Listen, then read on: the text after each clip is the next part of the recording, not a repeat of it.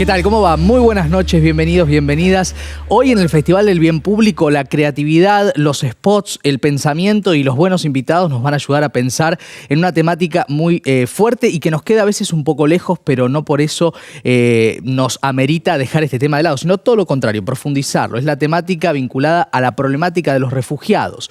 1 de cada 88 seres humanos en el mundo tiene esta problemática en su vida. Tiene que irse de su país de origen en condiciones desesperadas y desesperantes en busca de una vida mejor. Y justamente nos vamos a meter con esta placa que da cuenta un poco de la dimensión.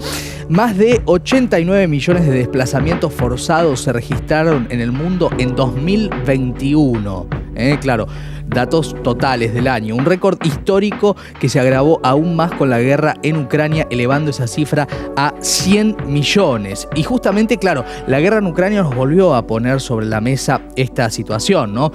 Ucranianos y ucranianas, fundamentalmente hombres, padres de familia, acompañando a sus esposas e hijos a la frontera con Polonia, en lo que significó esto. Pero claro, uno puede pensar en las imágenes que vienen desde el mar Mediterráneo, en las imágenes de todos aquellos que tratan de, por ejemplo, llegar a Europa o a otros países. Vamos a hablar de Venezuela, claro, todas estas complicaciones que se dan en el mundo. Y a partir de esta cifra, 100 millones, la acción del primero de los spots puntualiza en esta problemática a partir de ese número, 100 millones.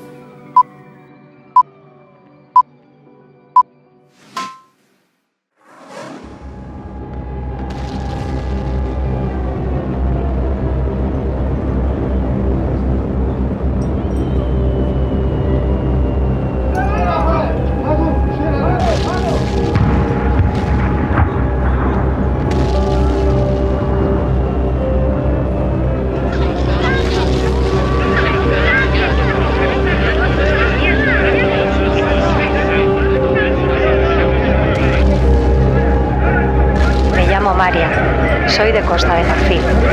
Allí me obligaron a casarme y me practicaron la ablación cuando era una niña. Soy Paulina y durante la guerra civil me refugiaba con mis 4 hijos en la estación de Pacífico. Mi nombre es Minwer, soy de Siria y perdí a 2 de mis hijos al caer un proyectil sobre nuestra casa.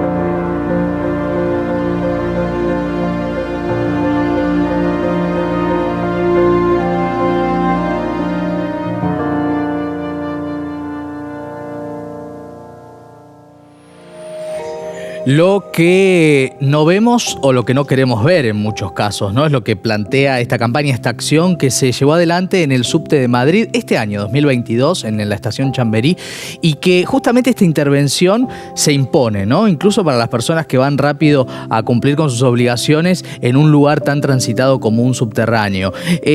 Conocer esos detalles, ¿no? Conocer esas historias, algo que en la vida museística, si uno se pone a pensar, muchas veces está, ¿no? ¿no? Las voces y las palabras en esas figuras anónimas y las realidades, ¿no? De cómo duermen, de cómo viven, de los dolores que pasan para tratar de empatizar y generar un cambio. La campaña que viene ahora también tiene que ver con uno de los casos y una de las voces que escuchábamos recién, que tiene que ver con la tragedia de refugiados sirios.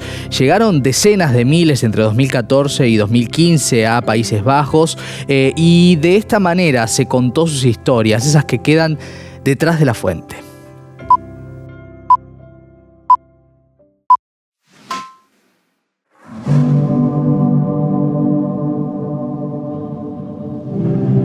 We didn't feel safe in my country, I had a lot of bombs around my house, on my building. so I came here. But here I realized that I have to start from scratch. I was always thinking to have the chance to be a developer. Hack Your Future was the gate to start. I remember like this, hello world, that was my first line of code, and that was the moment I felt I'm actually becoming a web developer. I was flying because I got a job and what I want. It was real and I saw the contract. It's very rewarding to be productive, to be part of society, to build something and other people use it really.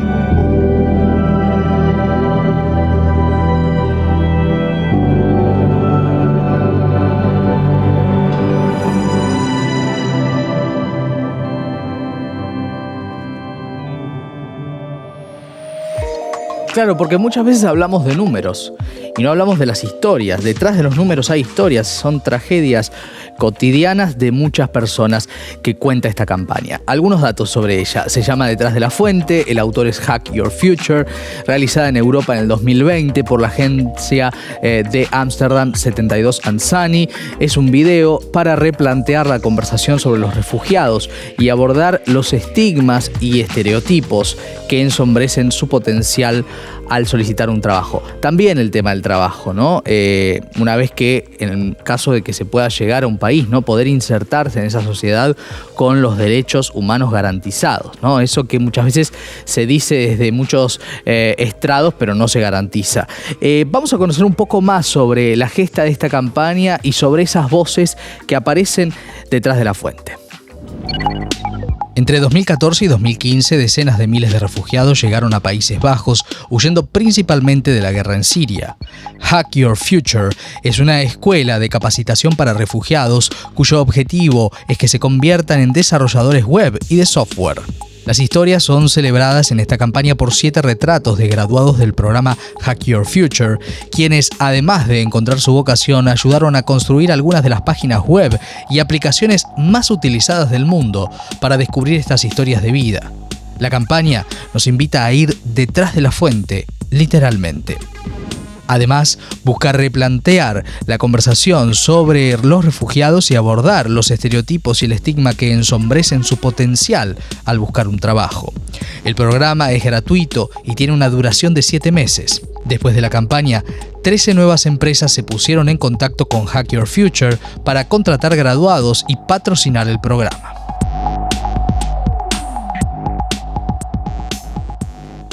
Bueno, y tenemos hoy invitados muy interesantes para que charlen con nosotros. En primer lugar, Florencia Masadi, que es directora artística de El Cine Migrante, un festival internacional muy importante sobre esta temática. Bienvenida. Muchas gracias. A vos por venir. Y Mariano Ruiz, coordinador de proyectos de la Fundación AMAL Argentina. Bienvenido. Gracias. También. Bueno, arranco por vos, Flor. Hemos pasado en el programa algunas de los trailers de películas que cuentan la temática de los refugiados. Arranco por el primero de los spots, ¿no? Que justamente en este caso, digo, da cuenta de lo que hay que intervenir en la sociedad para que esto se conozca, ¿no? Uh-huh. A ustedes, en definitiva, el objetivo es lo mismo, ¿no? Intervenir desde el festival. Uh-huh. ¿Por qué no se conoce y cómo ves la campaña que compartimos al principio? Yo no creo que no se conozca, justamente. Creo que en realidad, como sociedad y como humanidad, no miramos lo que no deseamos mirar, y lo que mirar nos implica una modificación tan sustancial de nuestras maneras de habitar el mundo, sí, que nos modificarían casi cotidianamente cosas que claro, no deberíamos no dejar de modificar. Una sola cosa, por ejemplo, un primer dato. Cuando la mayor parte de los países se niegan a pensar que los migrantes o las personas refugiadas provenientes del Sub-Sahara, que queda en el continente africano, ¿no? Es la zona subsahariana del continente africano. No pueden ingresar a los países, ¿sí? Haciendo todas las vejaciones habidas y por haber que hay. Deberíamos replantearnos si, por ejemplo, estamos dispuestas y dispuestos a no utilizar tecnología. La mayor parte de los migrantes subsaharianos provienen de una zona que está intervenida por las mayores potencias económicas y que desestabilizan sus gobiernos y sus economías por extraer, por ejemplo, el coltán. El coltán es lo que posee la batería de todos los celulares y las cuestiones electrónicas y tecnológicas que nosotros tenemos. Sí. Entonces mi pregunta ¿es realmente que nosotros no vemos las vejaciones que nosotros producimos o es que viéndolas deberíamos modificar nuestras actitudes de vida? Claro, entonces habría que cambiar la pregunta y decir por qué miramos para otro lado. Y ahí sumo a esto, ¿qué te generó a vos ver esta acción que se hizo en el subte de Madrid? Por momentos, yo viví mucho tiempo en España y la realidad de la frontera española o la realidad de la frontera europea del mar Mediterráneo con una de las zonas más importantes que es África, te genera una sensación de contradicción muy grande, ¿no? Porque es una zona transitada históricamente. No es que haya algo que se desconozca de la vida que está por fuera de las fronteras de lo que es la Unión Europea. Y de alguna manera las estrategias de sensibilización para mí vuelven a lo mismo, ¿no? Como vuelven a tratar de pensar que hay una actitud nuestra de solidaridad o de condescendencia que podría modificar las circunstancias. Nosotros seguimos pensando que tenemos que mirar eso, pero lo tenemos que mirar entendiendo que las personas migrantes y refugiadas son potentes. No necesitan de nuestra ayuda, necesitan justamente todo lo contrario, que nos vayamos de donde ellos viven. Bien, muy interesante. Mariano, ¿qué pensás de lo que vimos en este spot, en el metro de Madrid? Particularmente, siempre te apelamos al sufrimiento, a ver cómo sufre el otro, a tratar de ponernos en el lugar del otro, ¿no? Pero la verdad es que no hace falta más que prender la televisión. Como decía Florencia hace un rato, habría que preguntarle a cuántas personas en España, con esto de la frontera con Marruecos, sabe que hace no mucho, menos de 2 meses, murieron alrededor de 50 personas aplastadas en una estampida intentando entrar a España, ¿no? Es lo mismo que sucede cuando le preguntamos a los ciudadanos americanos si conocen cuál es la realidad de la frontera sur de los Estados Unidos. Claro. Sí, tan cerca y tan lejos, ¿no? Exactamente, cuanto a pero la responsabilidad ciudadana. Tiene que ver con lo que no queremos ver. Sí, está ahí. Y también me parece que tiene que ver con lo que pasa geopolíticamente, ¿no? Porque en definitiva se dice mucho, un poco lo que Greta Thunberg critica en términos ambientales. Se dice mucho de los estrados, pero a la hora de tomar decisiones no es lo mismo, ¿no? Exactamente, y de hecho cuando mencionabas al principio con la primer placa sobre la cantidad de refugiados ucranianos, ¿por qué no pensamos de la gente que está viviendo en Kenia, los campos de refugiados que existen en África?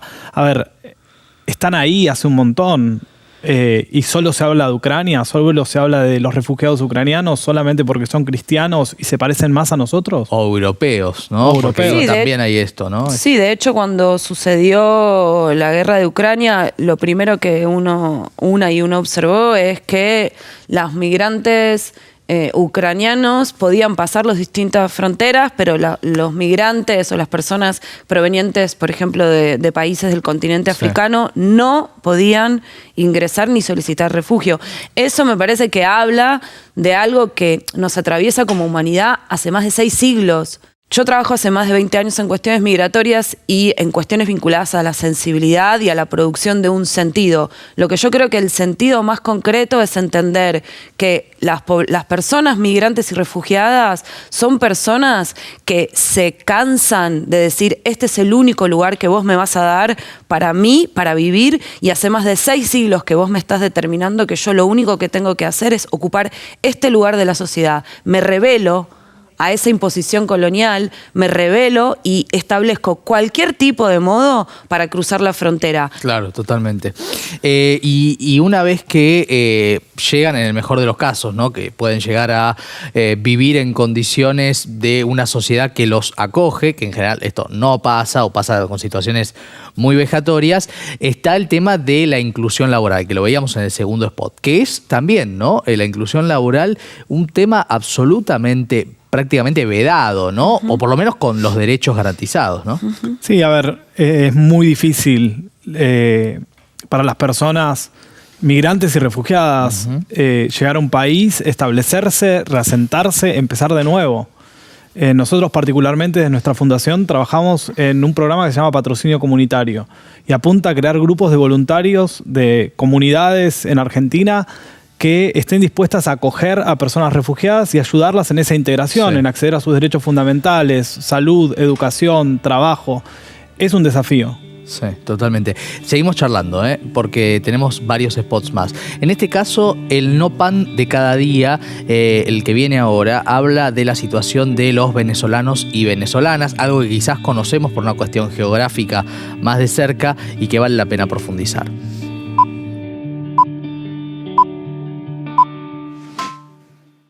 To Greg Segal, a photographer who's travelled around the world to produce a visual guide to the issues of obesity, food, trends and change. Greg Segal is a renowned photographer for his Daily Bread project, which shows the food abundance kids eat around the world. But there's a diet that only a few people know, the diet of a child who must leave his country.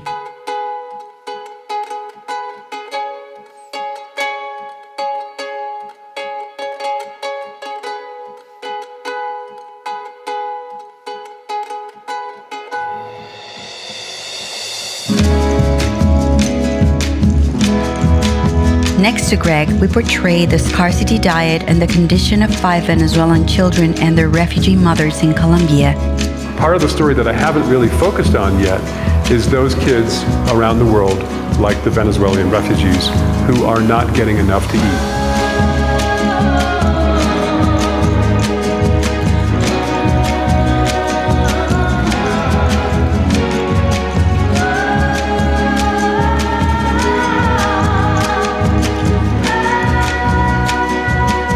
Using a crowdfunding platform, we turned each picture into a worldwide donation source where each donor received an original copy of the series in return. The collection was present in other media channels that invited spectators to visit the site and donate.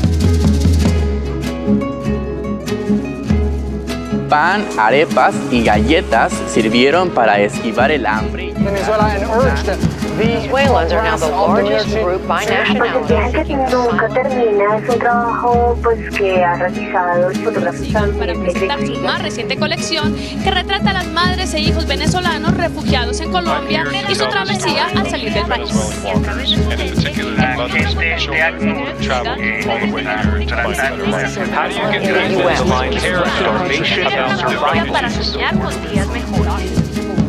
This project seeks to reach more countries, to portray the food shortage other refugees face, and to be able to gain the attention and help of the entire world.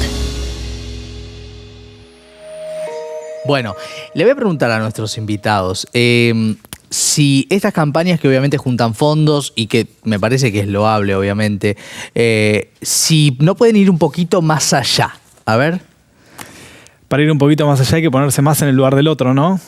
No solo colaborar con las personas refugiadas es mirar una campaña y decir, bueno, voy a hacer clic y voy a donar. Claro, moverte de tu lugar, ¿no? Es un poco lo que salir de la zona de antes. confort. Sí. Salir de nuestra zona de confort y decir, bueno, ¿qué puedo hacer por los demás? ¿Cómo puedo integrar a estas personas a nuestra sociedad? Sí. ¿Y cómo, Flor? ¿Qué pensás? Me parece que lo primero es tratar de entender que el mundo no es como lo pensamos, no tiene los valores que... Nuestros valores no son valores universales. Claro, son hegemónicos en todo caso, ¿no? Exactamente, son hegemónicos. Yo trabajo mucho con migrantes subsaharianos, principalmente con la comunidad senegalesa, y la realidad, y creo que también entendiendo lo que nos pasó como humanidad en tanto y en cuanto a la pandemia, es que tenemos mucho menos diríamos, como respuestas que certezas, ¿no? Parece que evidentemente Occidente ha impuesto una forma de hacer la vida que no está para nada buena, claro. Que tiene un límite muy concreto y de alguna forma me parece que lo más importante es abrirnos y dejarnos invadir por eso que no conocemos, sin controlar absolutamente nada. Interesante, ¿no? Porque me parece que hablábamos al principio del programa, esta cosa de no ver, si es más fácil no mirar, ¿no es cierto? Bueno, y todos los pasos que desde las pequeñas participaciones podemos hacer, ¿no? Me parece que acá el programa en este caso está tratando de movilizarnos desde un lugar de confort y a veces de desconocimiento, ¿no? Digo, pueden coexistir las dos cosas. Sí. Contame un poco sobre lo que hacen ustedes, Mariano, en Amal. Sí, como te decía, nuestra fundación nació con lo que fue en su momento el programa Siria en Argentina, que apuntó a replicar un modelo canadiense que tiene que ver con esta idea de que las propias comunidades sean quienes acojan a las personas y las ayuden apenas llegan a nuestro país durante un periodo de 12 meses a conseguir una vivienda, conseguir un trabajo, acceder al sistema de salud, acceder a su documentación, regularización migratoria. ¿Y cómo les va con esto? ¿Se puede concretar? Lo que sorprende en Argentina es que la gente es muy solidaria. Sí. Somos un país que tiene una base de migrantes, ¿sí? Claro. Si nos ponemos a ver atrás en nuestra historia familiar, seguramente encontramos a alguien que llegó en un barco, como en algún momento dijeron desafortunadamente, pero la verdad es que somos un pueblo de migrantes y eso hace que nuestra sociedad sea mucho más abierta a la migración. De hecho, nosotros tenemos más facilidad en crear grupos en ciudades que son más pequeñas y son pobladas mayoritariamente por migrantes internos, personas que vienen de otras provincias y habitan, por ejemplo, San Martín de los Andes, Trelew. Así que bueno, lo que nosotros hacemos es preparar esos grupos para la recepción de estas familias y en general los ayudamos a entender cómo es el camino migratorio, el duelo migratorio de la persona cuando arriba, acceder a los servicios que existen en nuestra sociedad para poderse establecer de una manera satisfactoria. Una cosita que quería decir en relación a lo que estaban diciendo. Igual es sorprendente justamente lo que estaba diciendo, porque Argentina puede ser solidaria con esa visión del refugiado porque hay una mirada de que nuestra identidad es una identidad de venida de los barcos, que también es una mirada absolutamente hegemónica, porque no salimos de los barcos, sino todo lo contrario. Y un mestizaje. No. Sí, y que nuestra mayor parte de la población no es una población blanca, primero y principal. Exacto. Pero lo interesante de eso es que Argentina, y por eso nosotras empezamos a hacer Cine Migrante, de hecho, hace 14 años, tiene una sensación muy clara de solidaridad con ese otro que es muy distante, tan distante que es parecido a mí, ¿no? El refugiado europeo, por ejemplo, es maravilloso, ¿no? Entonces somos como súper solidarios, que es un poco lo mismo que pasó con Ucrania, ¿no? Es esa figura muy bella que se puede mirar, porque lo bello de esa forma, occidentalmente, se puede mirar. Ahora, ¿qué pasa con las poblaciones que viven en el conurbano bonaerense, que son migrantes bolivianos? Que reprime la policía permanentemente. Sí, hay una hipocresía y hay una estigmatización y hay como, leo en lo que vos decís y me parece muy interesante además que lo estés contando desde tu conocimiento, porque yo lo puedo opinar desde mi lugar de conductor, como si hubieras refugiados de primera y de segunda. Totalmente. Sí, o como si hubiese personas que se mueven por el territorio y que sí son como merecedoras de derechos y otras que se mueven por el territorio y que no lo son porque seguramente son otra cosa. Ese otro que es mucho más pegado a nosotros que ese otro refugiado con el pañuelito blanco de ojitos claros que pide, ese otro que está mucho más adentro es al que nunca queremos darle ningún lugar. Al contrario, es al que le damos el lugar de narcotraficantes, chorros, los pibes de los barrios. Sí, es interesante que se diga esto y que lo puedas decir también, Flor, me parece, porque nos hace pensar en que a veces nuestro nivel de comodidad ante ciertas situaciones supera lo que uno puede leer en primera instancia, ¿no? A veces solo mirar para el costado, no mirar a una distancia enorme, y el hecho de mirar a veces a tales distancias es una manera de comodidad.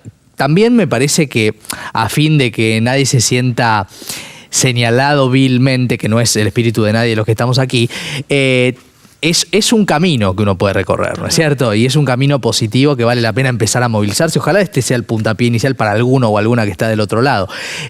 Teníamos acá algunas fotos que tienen que ver con la campaña que veíamos antes. El fotógrafo es Greg Segal, estadounidense, que fue reconocido por crear la serie Daily Bread, en donde se retrató la dieta diaria de distintos niños alrededor del mundo, y esto permitía conectar con las particularidades de cada cultura.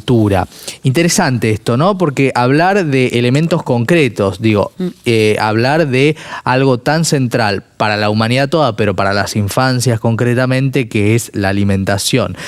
Te pregunto porque un poco fuera de aire debatíamos algunas cosas, y Mariano decía algunas cuestiones que no quebramos el off, pero sí me parecen interesantes para preguntarte.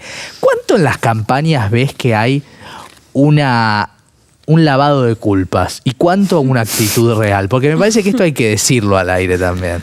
Mucho lavado de culpas. Mucho lavado de culpas, porque la verdad es que, a ver, nosotros vemos esas imágenes y apuntamos a quién la tiene que ver. Bueno, la persona que se siente interpelada por eso, la campaña apunta a que haga un clic y done dinero. El tema es, la persona que está del otro lado, ¿se pregunta qué se hace con ese dinero? ¿Cuánto de ese dinero va a las personas que realmente lo necesitan? Claro. Y una cosa también en relación a eso, ¿no? Que siempre somos nosotros los que vamos a poder salvar, ¿no? Como esa cosa de... O sea, recién decías, es un fotógrafo estadounidense. Y yo decía, esa cosa de decir, bueno, voy a ser el héroe, ¿no? Voy a hacer una campaña por la humanidad. Es la construcción. Y es como, ¿sabés? La mejor campaña que podrías hacer por la humanidad es retirarte como cultura de todos los lugares en donde tu sociedad y tus valores se impone como único modo. Desde la violencia, ¿no? Claro. Sí. O sea, me parece que esto también es un buen pie, porque el spot que viene ahora se vincula con lo que venimos charlando, pero desde España. Volvemos a España y volvemos a los bordes, los márgenes, los límites, ¿no? Tan interesantes para conversar. A ver.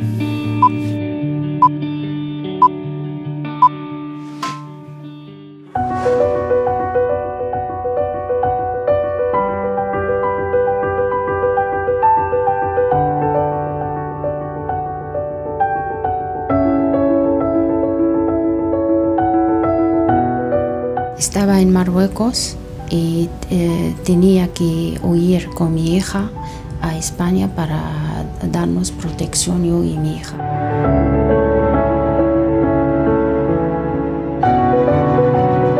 Con la ayuda de SEAR me han ayudado a conseguir el estatuto de refugiado, y también me han dado trabajo y ahora estoy estable. Desde que el mundo es mundo, los platos se han ido cambiando y se fue cambiando según las personas, según los sitios, de dónde venían, y esa es la cocina en general, es un mestizaje continuo. Me gusta la cocina y me han ayudado para hacer mi sueño realidad.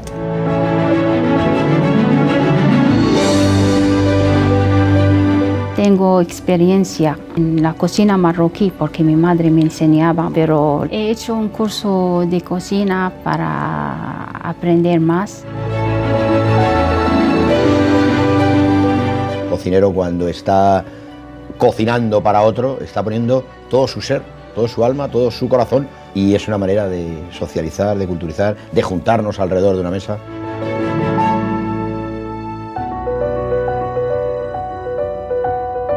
Me deseo hacer mi propio trabajo, montar un bar, comida marroquí y también española, porque me encanta cocinar, me apasiona. Porque las recetas no entienden de fronteras. Acoge un plato.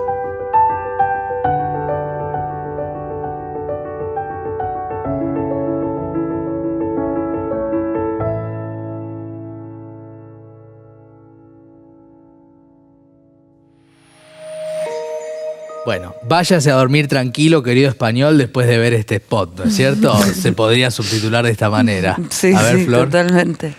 No, es de nuevo lo mismo, ¿no? Como la relación fronteriza, Ceuta, Melilla, es una relación histórica. Marruecos es el país limítrofe de España, ¿no? Como la mayor, lo que mal llaman menas, que son como todos los menores que cruzan la frontera y que luego quedan en las distintas ciudades tratando de viven juntos, la policía los hostiga permanentemente, los golpea, los detiene. Y en ese contexto, te pregunto, ¿esta campaña qué aporta? Y esta campaña aporta que cada uno se sienta un poquito mejor en su casa y decir como, bueno, ¿no? Como si tengo culpa, las lavo de esta forma. Pero después sale y en la puerta tiene un chico menor, marroquí, que logró meterse en un camión, en una rueda, en la parte de atrás de la rueda del camión y cruzar, y lo golpea o le dice que está bien que la Guardia Civil lo detenga. Sirve para eso. Esa es la realidad. Para eso sirve. Ahora, les pregunto, como para ir cerrando, si los convocan para una campaña, ¿qué hay que decir? ¿Cuál es el mensaje que sí? A ver. El mensaje que sí sería cambiar nuestra forma de votar en algunos, o sea, que la sociedad cambie la forma de que a la hora de votar, por ejemplo, piense un poco más cuál es la posición de su país con respecto a la política exterior en el mundo, con quién nuestros países se alían, con quién comercian. ¿Comerciamos con países que respetan los derechos humanos de las personas o con países que persiguen la libertad de expresión, persiguen a las mujeres, persiguen a las personas LGBT?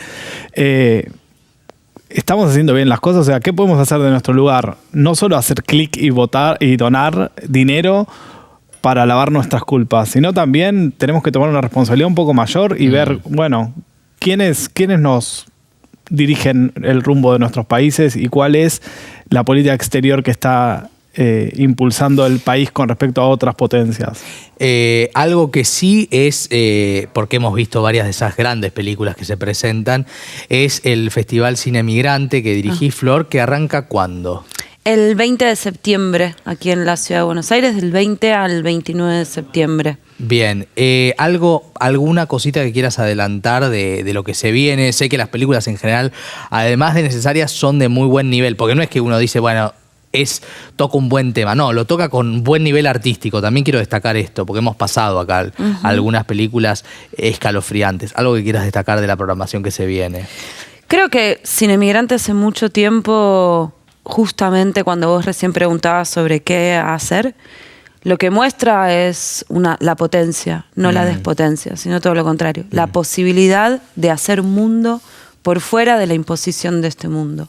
La posibilidad de reconstruir los lazos con un conocimiento que estuvo previo a la instalación de la colonialidad y que está presente en los movimientos Black Lives Matter, que está presente en lo que mal se denominan las segundas generaciones de los suburbios franceses, que están presentes en nuestros jóvenes.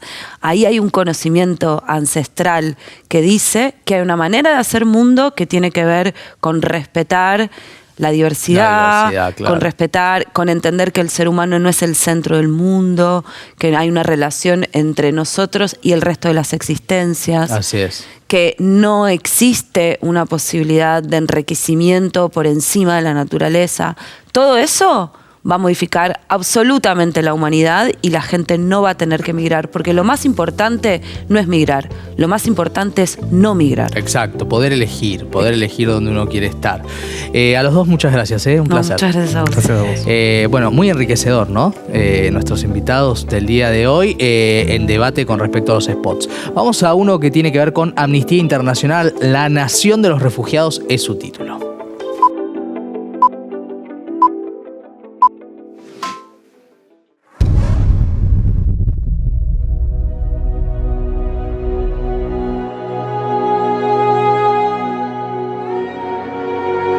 These refugee athletes have no national team. to belong to. They have no flag to march behind. They have no national anthem to be played. Therefore, we will welcome these refugee athletes to the Olympic Games with the Olympic flag and with the Olympic anthem.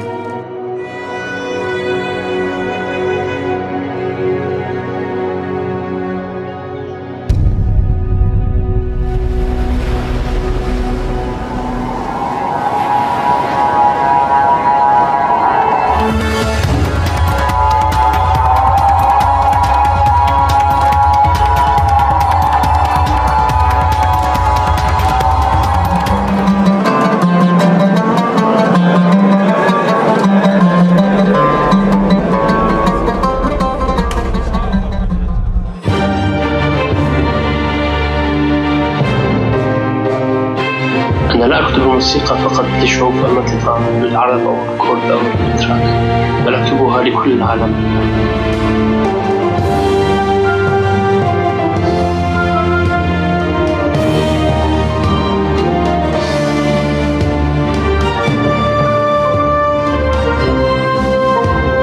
Black and orange is a symbol of solidarity with all these brave souls that had to cross the sea to look for safety in a new country. Since I had to wear one, also I have a personal engagement with these with the live vest, with these two colors.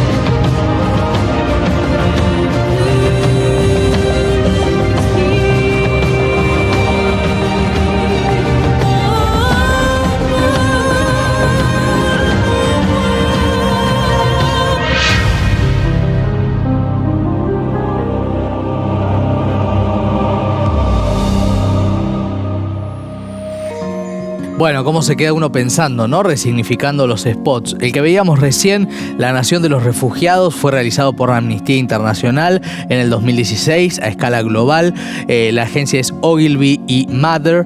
Es una acción integral. Ganó el Gran Ojo a Mejor Idea Latina para el Mundo y el Grand Prix en Los Leones por el bien público en Cannes, entre otros. Y su objetivo fue crear una nación simbólica para ofrecerles nuevas oportunidades a los más de 65 millones de refugiados y unir el mundo en apoyo de esta causa. Bueno, ojalá se logre, ¿no? Como hablábamos recién con nuestros invitados, implica muchos movimientos, ¿no? Que son generales y particulares, digo, de cada uno de los individuos. Vamos a conocer un poquito más de esta campaña. Para las Olimpiadas de Río 2016, 10 atletas de 4 naciones integraron el primer equipo olímpico de atletas refugiados, creado por el Comité Olímpico Internacional en colaboración con ACNUR. Se unieron bajo una bandera y una sola esperanza. De esta manera se buscó crear una nación simbólica para defender el derecho a un hogar de todos los refugiados.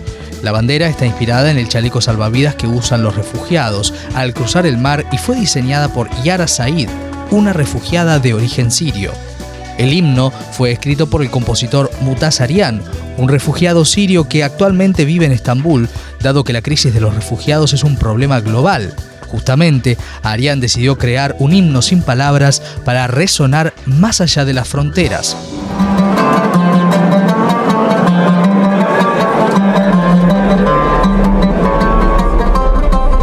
La campaña captó la atención de los diarios, blogs y canales de televisión más importantes del mundo y obtuvo más de 2 millones de impresiones.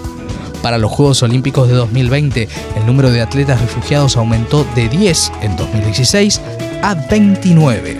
El equipo estuvo compuesto por atletas originarios de 11 países que actualmente residen y entrenan en 13 países con el apoyo del programa de becas olímpicas para atletas refugiados del COI. La acción obtuvo múltiples premios en las principales competencias internacionales de creatividad del mundo.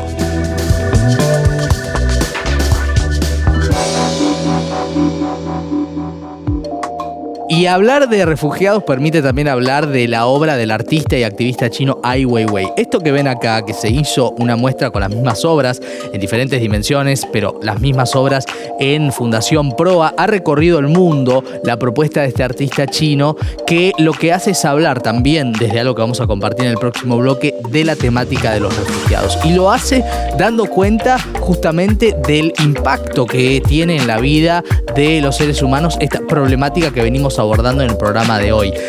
Vamos a conocer en un rato nada más cómo el arte se mete con el mundo de los refugiados, desde el cine, desde el arte, desde la literatura. Eso después de esta breve pausa. Ya volvemos.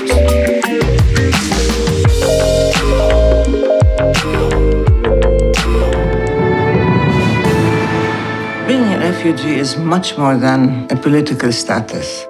It is the most pervasive kind of cruelty that can be exercised against a human being.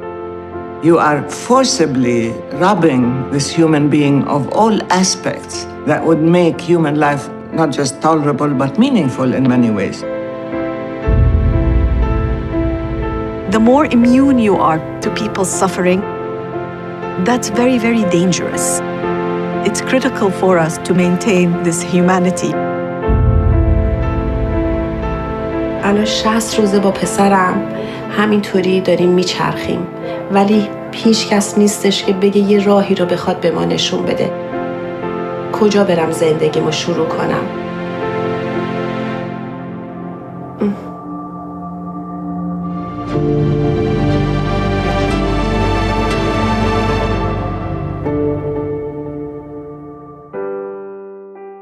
Y decíamos que el arte cuenta las cosas mucho mejor. Lo veíamos con Ai Weiwei, lo veíamos con lo que pasa, por ejemplo, en el Festival de Cine Migrante, y también se observa en la literatura latinoamericana, porque la escritora ecuatoriana María Fernanda Ampuero, en su último libro, Sacrificios Humanos, que está disponible en la Argentina, cuenta, a partir de una experiencia personal, los padecimientos de la inmigración en un contexto violento, ¿no? El primero de los cuentos de ese libro justamente indaga en esta cuestión. Desde Ecuador está conectada para hablar con nosotros. María Fernanda, bienvenida, buenas noches.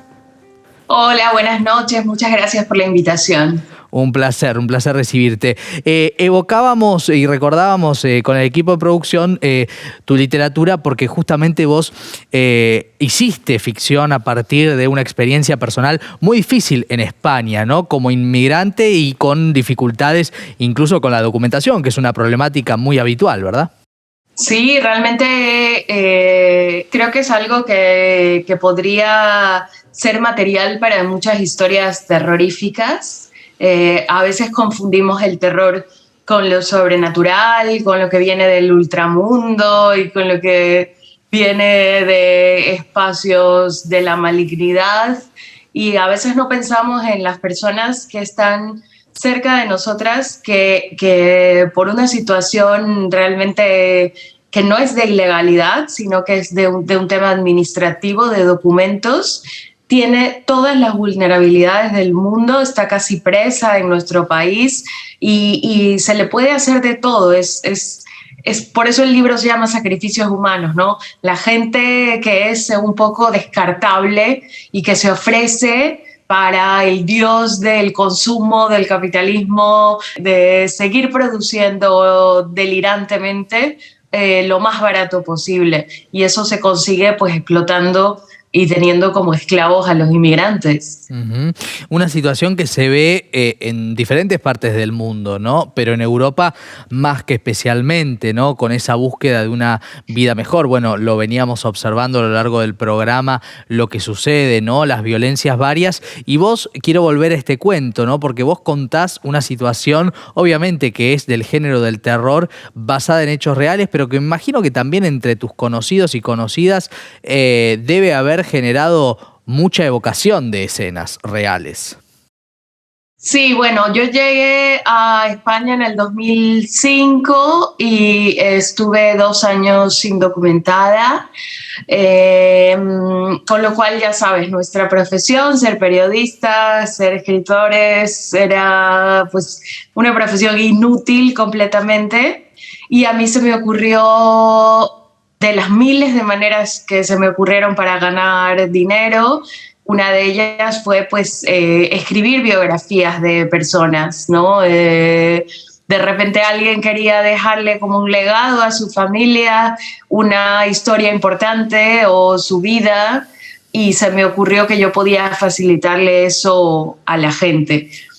Puse un anuncio y me contactó efectivamente una persona. No voy a hacer spoiler del cuento, que también está bastante exagerado, pero a partir de esa experiencia y a partir de lo que viví, del terror que viví, de sentirme completamente abandonada por todo el sistema, por el Estado, por la policía, por mi propio país, nadie me iba a buscar, no era nadie, no tenía ni documento.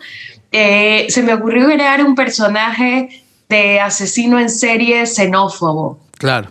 Alguien que secuestra inmigrantes bajo el precepto de ayudarlos, a darles trabajo y digamos, disfrazado de bondad, claro, y de ayuda al prójimo, ¿no? Claro. ¿Y qué pasa con, insisto en esta pregunta, qué pasa con la repercusión de esas historias cuando las escribís? ¿Qué te cuentan otras personas sobre, seguramente, experiencias que vivieron?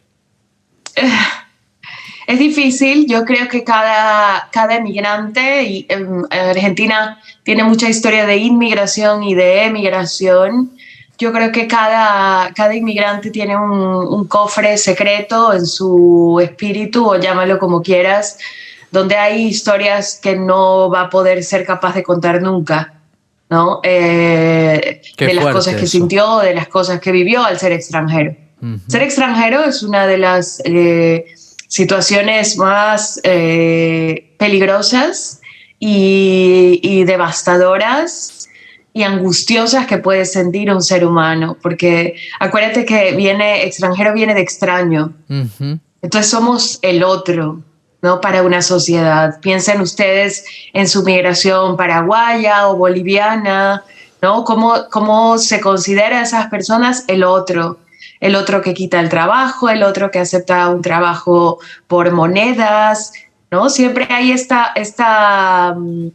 este juego macabro que hace el capitalismo de decir, ódiense entre los pobres, ¿no? Total. O sea, no nos odien a nosotros, ódiense entre los pobres. Odia al inmigrante, odia al paraguayo, odia al sudaca, odia al moro. No nos odies a nosotros que tenemos toda la riqueza, claro, en nuestras manos. Y entonces yo creo que todas las personas con las que yo he hablado, que han leído el libro Sacrificios Humanos, han sentido removido ese cofrecito del que te hablaba, donde tienen guardada su historia personal, única, que tiene mucho dolor y que yo creo que hay que meter en un cofre para seguir viviendo. Total. Bueno, quiero recomendar fervientemente la literatura de María Fernanda Ampuero, Sacrificios Humanos se llama el libro, para que puedan seguir reflexionando sobre este tema vinculado a refugiados, el tema del programa del día de hoy. María Fernanda, gracias, es un placer enorme.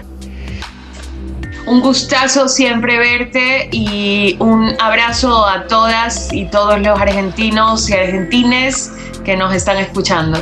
Muchas gracias. Y así cerramos el programa del día de hoy, un programa potente, fuerte, que nos abre la mirada sobre un conflicto no menor. La semana que viene hay más. Muchas gracias. Chau.